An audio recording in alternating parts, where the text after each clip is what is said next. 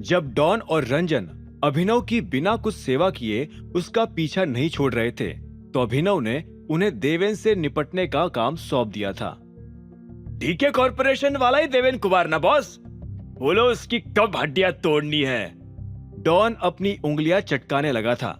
उसे गर्म होते देख अभिनव ने अपना सिर हिलाकर उसे शांत हो जाने का इशारा किया और कहा, फिलहाल हड्डियां तोड़ने की जरूरत नहीं है। तुम मेरे लिए सिर्फ ये करो कि उस पर नजर रखो और वो कहाँ जा रहा है, कैसे जा रहा है, किसके साथ जा रहा है, इस सब के बारे में मुझे खबर देते रहो।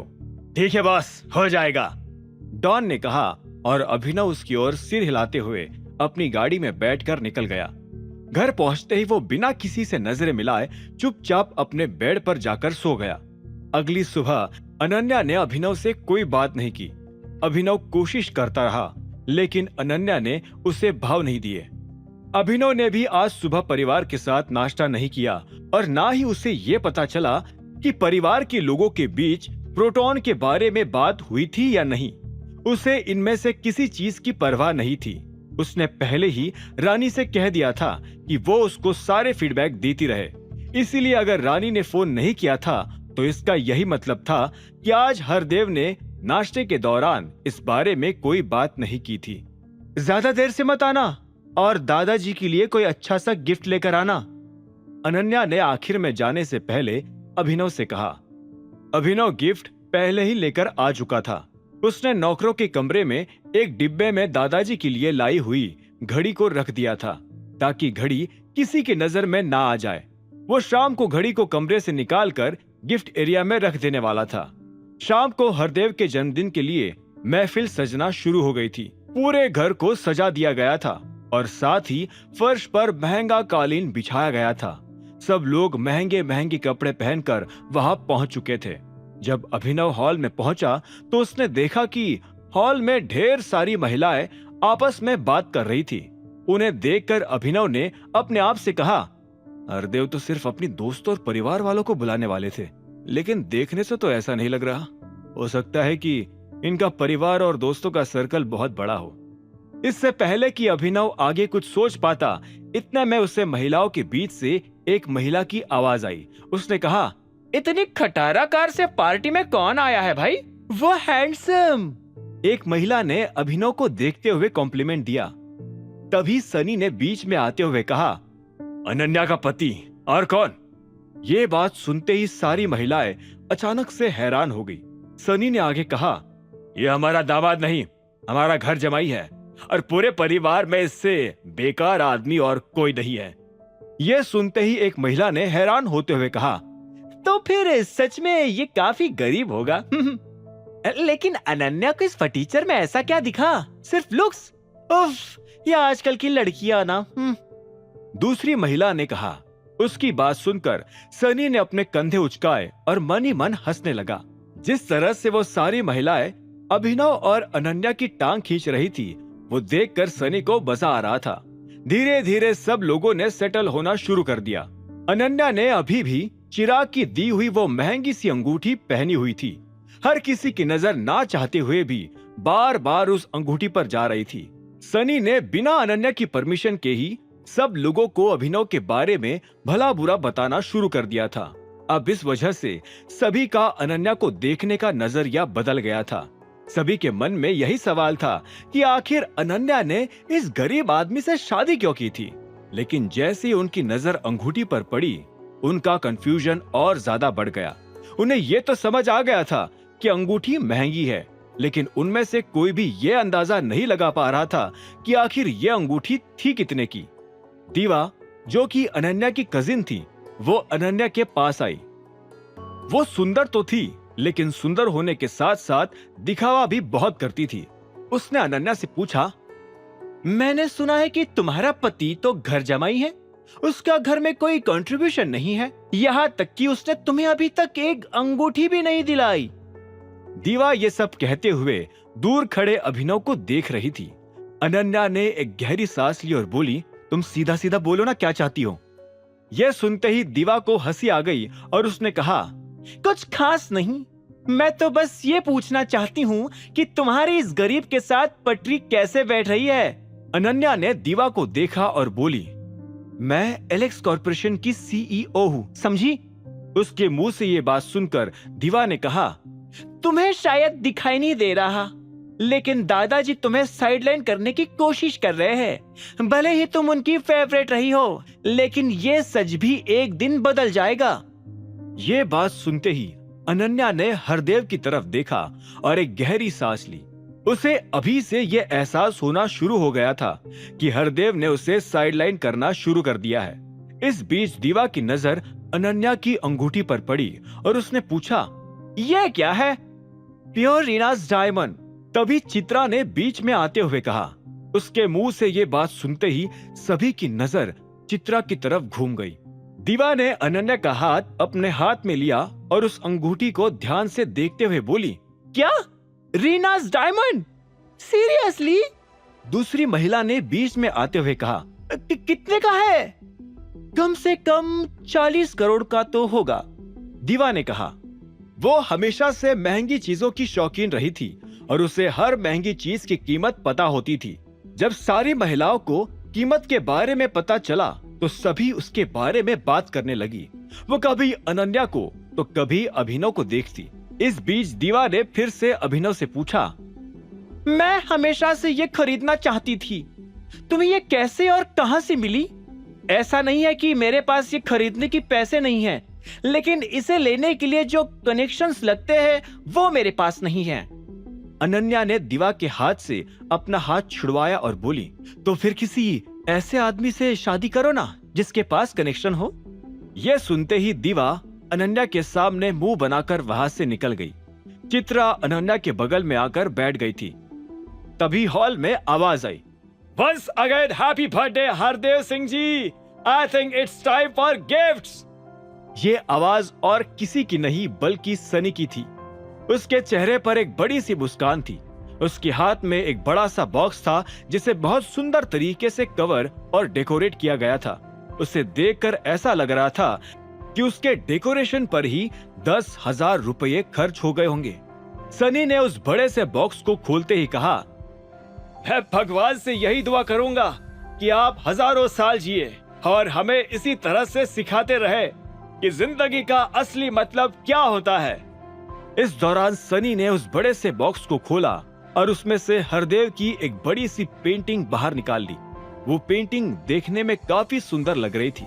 उसे दिल्ली के एक बहुत बड़े आर्टिस्ट ने बनाया था और इस वजह से उसकी कीमत काफी ऊंची नजर आ रही थी।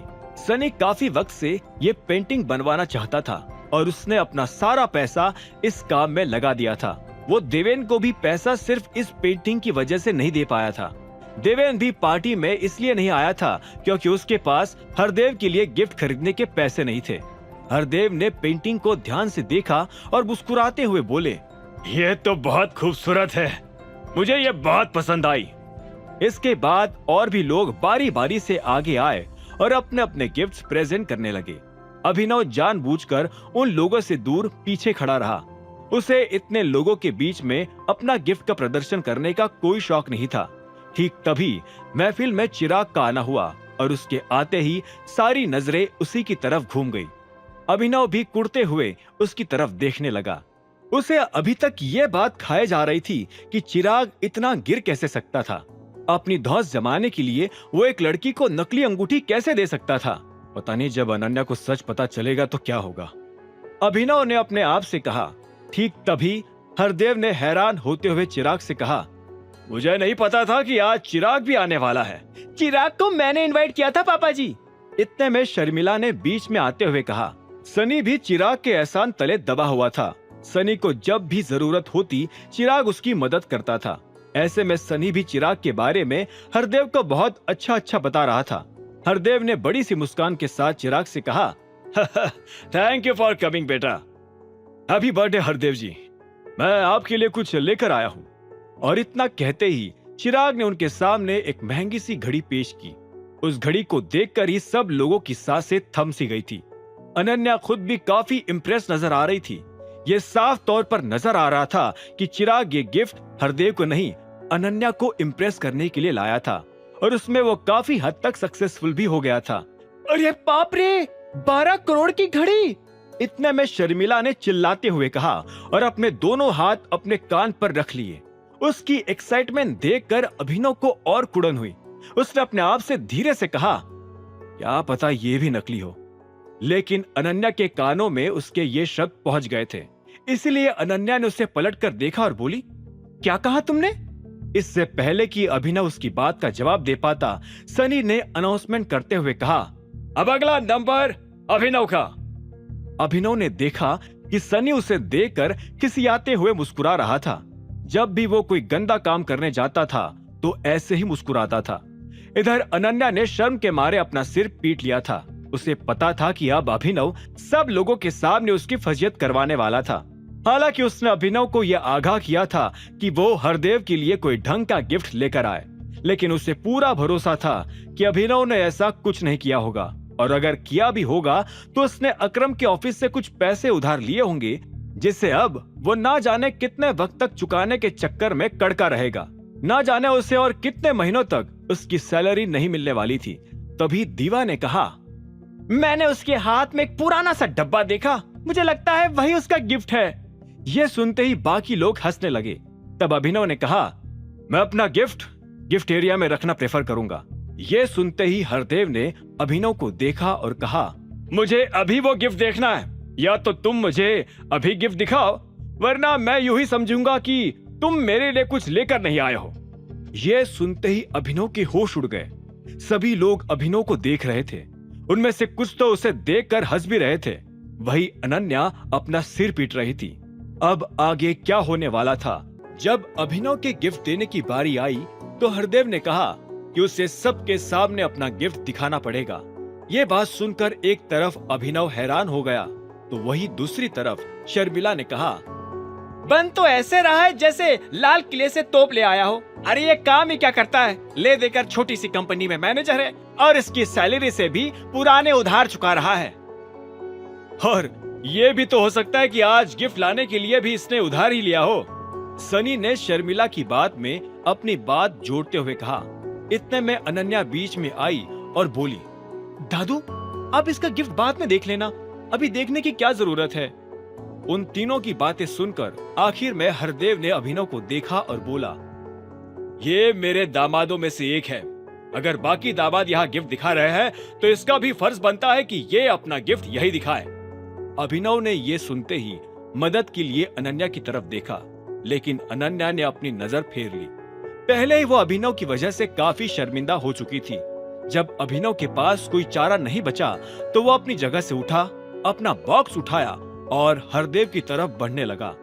जैसे उसने बॉक्स हरदेव की तरफ बढ़ाया, वैसे ही सनी बीच में कूद पड़ा और उसने अभिनव से बॉक्स ले लिया और एक गंदी हंसी हंसते हुए बोला, चलो देखते हैं तुम क्या लाए हो। और उसने डब्बा खोलना शुरू किया। हर कोई उस डब्बे को खुलता हुआ देख रहा था, सिवाय अनन्या के। उसने अभी भी अपनी नजर फेरी हुई थी। इधर जैसे ही सनी ने बॉक्स खोला तो उसमें से एक घड़ी निकली। सनी उस घड़ी को बहुत ध्यान से देखने लगा। वो देखने में काफी महंगी लग रही थी और नजर भर के देखने पर सनी को पता चला कि अभिनव भी वही घड़ी लेकर आया था जो चिराग हरदेव के लिए लाया था। ये ब्यूटीफुल वॉच है क्या? इतने में दिवा के मुंह से निकला। वो भी काफी देर से घड़ी को घूरती जा रही थी। अभिनव ने दिवा के सवाल के जवाब में हाँ में सिर हिला दिया और बोला, हाँ ये वही है। चित्रा ने ये सुनते ही तुरंत अपना फोन निकालकर इंटरनेट खोला और घड़ी के बारे में सर्च करके सबको दिखाते हुए बोली, ये 12 करोड़ की घड़ी है। सब लोगों ने चित्रा की बात सुनी तो उनके मुंह खुले के खुले रह गए। खुद अनन्या को भी अपने कानों पर भरोसा नहीं हो रहा था। उसे समझ नहीं आ रहा था कि अभिनव इतनी बड़ी रकम कहां से ले आया था। इतना पैसा ना तो उसे एडवांस मिल सकता था और ना ही उधार। तभी ये बात सुनकर चिराग के अंदर भी धीरे धीरे गुस्सा बढ़ना शुरू हो गया था और अब उसका गुस्सा काबू से बाहर होता जा रहा था। उसने सपने में भी नहीं सोचा था कि अभिनव जैसे फटीचर के पास ऐसी घड़ी हो सकती थी। साथ ही चिराग को अपनी सारी मेहनत पर पानी फिरता हुआ नजर आ रहा था। उसे ऐसा लग रहा था कि कहीं अनन्या की नजर में अभिनव की इज्जत बढ़ना शुरू ना हो जाए। इसीलिए उसने कहा, हो सकता है कि यह नकली हो। ये सुनते ही अभिनव तेजी से चिराग की तरफ पलट गया। उसे ये बात सुनकर बहुत बुरा लग रहा था। उससे रहा नहीं गया और वो चिराग को बोला, तुमने मुझे अपने जैसा समझा है क्या? तुम्हें ऐसा लगता है कि मैं तुम्हारी तरह नकली चीज लेकर आऊंगा? ये क्या बकवास कर रहे हो? इतने में अनन्या ने अभिनव पर चिल्लाते हुए कहा।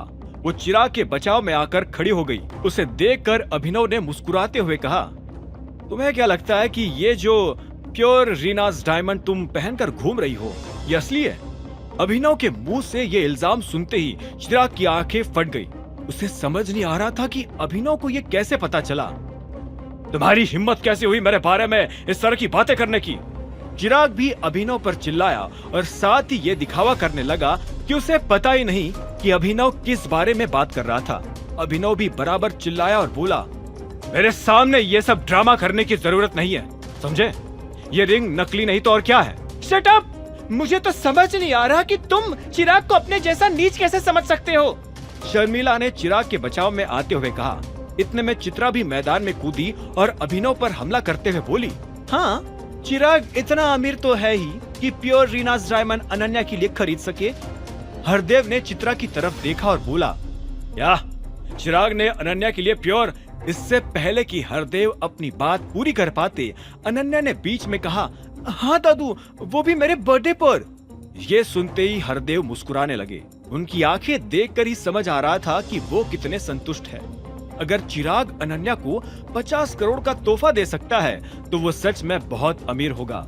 हरदेव अनन्या के लिए कब से ऐसा ही तो लड़का ढूंढ रहे थे, लेकिन वो तो उनकी किस्मत खराब थी जो उनके पल्ले अभिनव पड़ गया। मैं ये इंसल्ट टॉलरेट नहीं करूंगा। चिराग अचानक से किसी बम की तरफ हटते हुए बोला। अभिनव अभी भी उसे देख रहा था। उसने शांति से कहा, अच्छा तो सबूत दिखा दूं, उसकी बात करोगे? ये सुनते ही शर्मिला भभक उठी और बोली, शट अप! तुम हमारे गेस्ट की इस तरह से इंसल्ट कैसे कर सकते हो? एक रख कर दूंगी ना। शर्मिला शांत हो जाओ। इतने में राजीव बीच में आया और बात को संभालने की कोशिश करने लगा, लेकिन तब तक काफी देर हो चुकी थी। सब लोग अभिनव को खरी खोटी सुनाना शुरू कर चुके थे। ये तो साफ बदतमीजी है। अभिनव को इस चीज के लिए माफी मांगनी चाहिए। हाँ, इसे सॉरी बोलना पड़ेगा। दीवा ने भी कड़कते सुर में कहा। वो चिराग की बेइज्जती बर्दाश्त नहीं कर सकती थी, क्योंकि ना जाने कितने सालों से उसकी नजर चिराग पर टिकी हुई थी। अभिनव को इन सब लोगों की बातों पर विश्वास नहीं हो रहा था। वो जानता था कि दुनिया झूठी है, लेकिन इतनी, ये उसे आज पता चला। लेकिन ऐसा नहीं था कि अभिनव इस चीज के लिए तैयार नहीं था। वो जानता था कि ऐसा कुछ हो सकता था और उस वक्त उसे माफी ना मांगना पड़े, उसके लिए अभिनव पहले ही तैयार हो रहा था। अगर आप लोग चाहो तो मैं आपको सबूत दिखा सकता हूँ। हम लोग रिंग शेकर को बुला लेते हैं। यह सुनते ही चिराग के दिल को धक्का लगा। उसे पता था कि अगर रिंग चेकर आ गया तो वो रंगे हाथों पकड़ा जाएगा। अचानक से चिराग के हथेली में पसीना आने लगा था। तभी हरदेव ने कहा, ठीक है, सब शांत हो जाओ। उनकी बात सुनते ही सब शांत हुए और हरदेव ने अभिनव से पूछा, तुम्हें ये घड़ी खरीदने के पैसे कहाँ से मिले? ये सवाल सुनते ही पहले तो चिराग शांत हुआ और उसके बाद अभिनव ने जवाब में कहा, मेरी लॉटरी लगी थी। लॉटरी? ये सुनते ही दिवा और बाकी लड़कियां मुंह फाड़ फाड़ कर हंसने लगी। अभिनव ने उन्हें देखा और हाँ में सिर हिलाते हुए कहा, मैं सच कह रहा हूँ, मेरी लॉटरी लगी थी और उससे मैंने घड़ी खरीदी। तभी सनी बीच में बोला, एक मिनट मेरे प्यारे जीजा, ये बात सही है कि तुम्हें लॉटरी लगी और उससे तुमने ये नकली घड़ी खरीदी? सनी की बात सुनते ही सब लोग हंसने लगे। सनी की बात में शर्मिला ने अपनी बात जोड़ते हुए कहा, हाँ, वैसे भी तुम इस जन्म में तो असली घड़ी नहीं खरीद सकते, पर नकली खरीदी वो भी बड़ी बात है। इसकी तो नकली घड़ी भी काफी महंगी आती है। हाँ, कम से कम 50 लाख की, चित्रा ने कहा। तभी सनी ने फिर से अभिनव की हालत खराब करने के लिए कहा, लेकिन तुम्हारी हिम्मत कैसी हुई नकली घड़ी लाने की? इतना कहते ही सनी हरदेव की तरफ बढ़ा और बोला, लाओ, मैं अभी इसे गटर में फेंक आता हूँ। और उसने हरदेव से घड़ी लेकर वहाँ खड़ी एक नौकरानी को थमा दी। ये देखकर अभिनव को गुस्सा आ गया।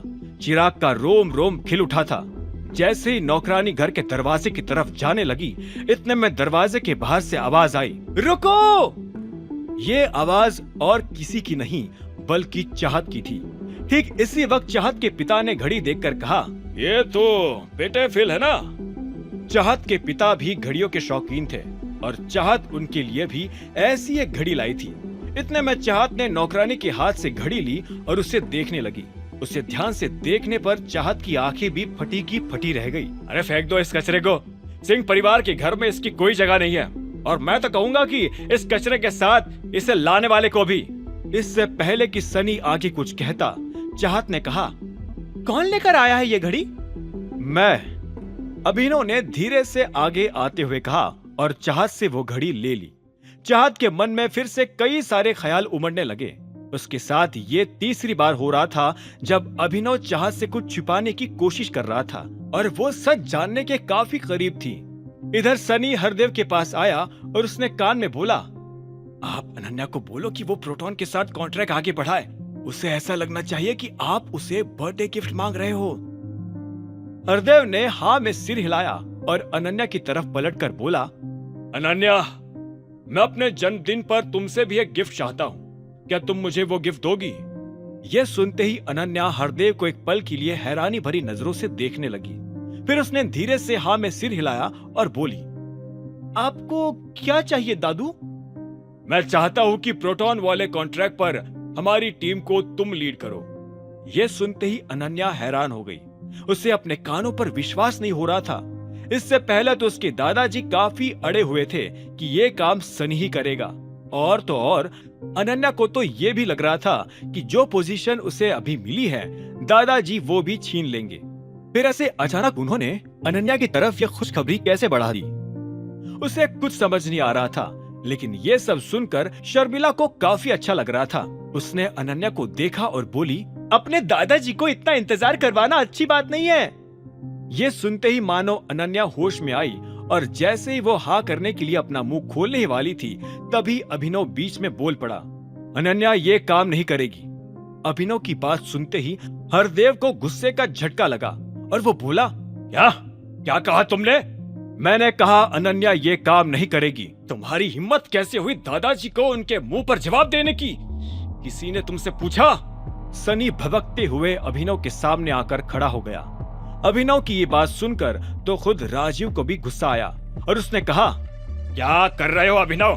तुमने ठीक से सुना भी कि पापा क्या कह रहे हैं? ये बात सुनकर अभिनव ने राजीव को देखा, फिर एक गहरी सांस लेकर हरदेव की तरफ देखते हुए बोला, देखिए, अगर अनन्या ने कुछ गलत नहीं किया होता तो आप अनन्या से उसका काम कभी नहीं छीनते, और अगर कुछ और गलत नहीं हुआ होता तो आप उसे उसका काम वापस भी नहीं लौटाते। तो पहले आप ये बताइए कि असल में हुआ क्या है? कहीं सनी की वजह से आपको नीचा तो नहीं देखना पड़ा? तुम्हारी इतनी हिम्मत? सनी फिर से उबलते हुए अभिनव की तरफ बढ़ा और इस बार उसने अभिनव को उसके कॉलर से पकड़कर कहा, चल माफी मांग दादाजी से, माफी मांग चल। लेकिन मेरी बात अभी पूरी नहीं हुई है, अभिनव ने सनी की आंखों में देखते हुए कहा। भले उसकी आंखें ठंडी थी, लेकिन उसमें गुस्सा कूट कूट कर भरा था। अब आगे क्या होने वाला था? क्या अभिनव सनी के राज का पर्दाफाश कर पाएगा? क्या वो हरदेव के असली इरादों को अनन्या के सामने ला पाएगा? आगे की कहानी जानने के लिए देखें अगला एपिसोड सिर्फ पॉकेट एफएम के यूट्यूब चैनल पर, और द रिटर्न ऑफ टाइगर के सारे एपिसोड्स को सुनने के लिए डिस्क्रिप्शन में दी लिंक से डाउनलोड करें पॉकेट एफएम ऐप।